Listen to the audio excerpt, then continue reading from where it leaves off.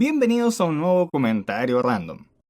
A mediados de diciembre de 2018 se estrenó Golpea Duro Jara, de Marmota Studio, una serie animada chilena inicialmente transmitida por Cartoon Network.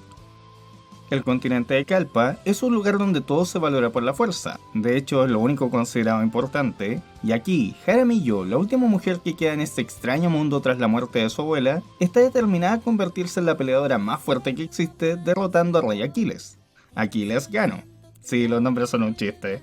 Para ello, deberá superar las pruebas del torneo infinito, que en realidad no es exactamente un torneo, en compañía de su mejor amigo Tezuda, un chico muy conectado con sus emociones, una rareza para ese mundo, pero que es muy débil físicamente, aunque afortunadamente para él posee poderes regenerativos, lo que le es muy útil, porque lo despedaza muy seguido.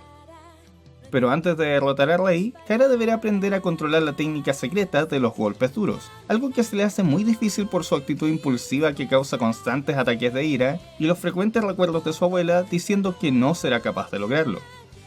En un principio, al terminar de ver el primer capítulo, quedé con la sensación de que esta serie era simplemente una especie de parodia a los animes de acción, y es que todo es presentado de forma muy exagerada con un claro enfoque en la comedia absurda. Sin embargo, con el paso de los episodios, la historia va verdaderamente tomando forma, de manera que muchos de sus elementos van adquiriendo sentido, vamos comprendiendo cuáles son los reales obstáculos que Jara deberá superar, que van más allá de las etapas del torneo, e incluso se nos presenta un choque entre las perspectivas de los protagonistas ante los diversos eventos que enfrentan, siendo fundamental para el desarrollo de la trama. Y es que, a pesar de ser una serie con una historia sencilla que no se toma muy en serio a sí misma, logra construir un mundo, generar expectativas sobre el cómo se resolverán los conflictos, plantear un mensaje e incluso causar emociones. Aunque sí me hubiese gustado que se explicaran algunas otras cosas en torno a ese mundo, como por ejemplo, el cómo funciona con una sola mujer. De hecho, ese punto solo es explicado de manera externa a través de un video de YouTube elaborado por el equipo de Marmota, el cual de todas maneras recomiendo como material complementario.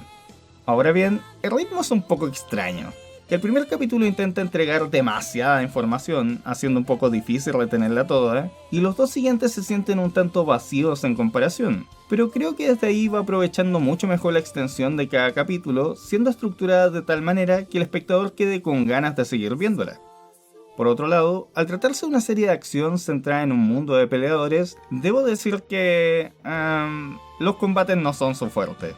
La mayoría no son realmente un espectáculo en sí mismos, sino más bien un mecanismo para contar la historia, salvo quizás dos, y eso es contando la pelea final. Aún así, hay varias secuencias entretenidas ya que se las arreglan para trabajar en torno a sus limitaciones, incluso pudiendo llegar a emocionar sin recurrir a nada muy complejo, de forma similar a como lo hacían muchos animes clásicos de los 80s y 90s. De hecho, se nota mucho la inspiración de estos en la construcción de su mundo, la temática de sus personajes, sumado a una gran cantidad de referencias. Junto a eso, aquí se utiliza un estilo de arte muy interesante que, aunque aparentemente es muy simple en la superficie, no es en ningún caso carente de detalles. Jara particularmente consta de muchos elementos representativos, y los fondos son más bien minimalistas, pero con un muy buen uso de los colores para representar los tonos de luz, con los personajes amoldándose perfectamente en los escenarios. Es un proyecto bastante ambicioso dentro de todo. Mi única objeción al respecto es que aunque este estilo de arte funciona muy bien para las escenas de comedia e incluso las de acción, hace un poco más difícil tomarse en serio las partes más dramáticas.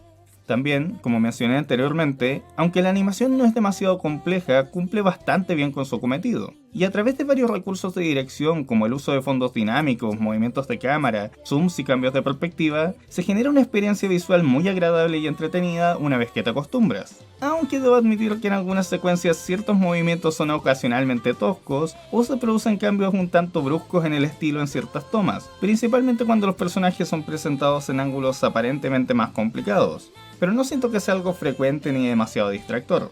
En general, el trabajo de animación es mucho más que aceptable y es efectivo en involucrarte en lo que estás viendo. Honestamente, me gustaría ver qué cosas puede llegar a lograr este estudio con aún más recursos, tiempo y staff.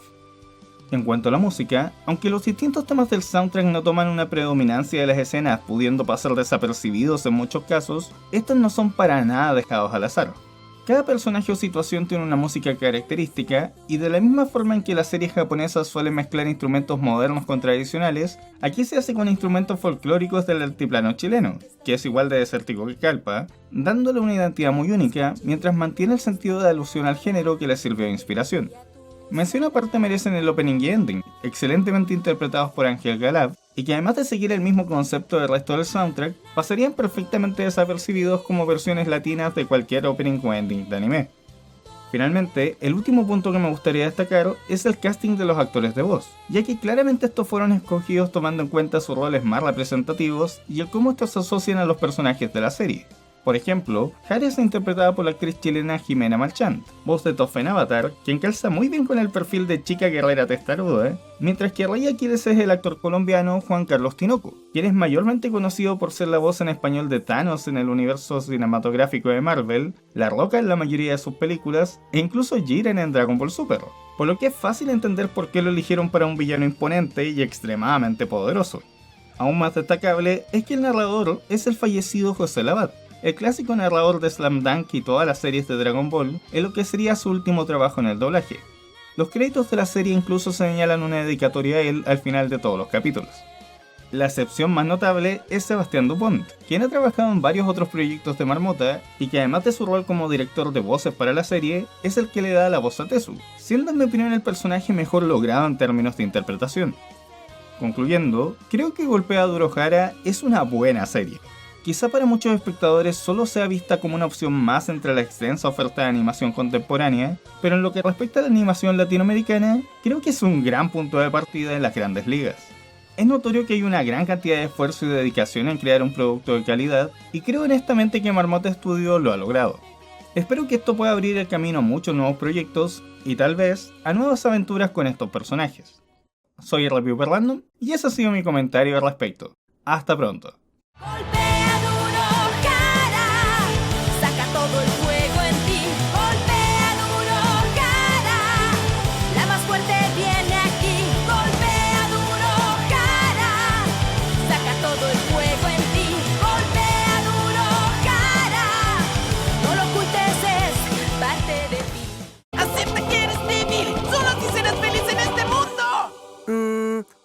Suena bien. Golpea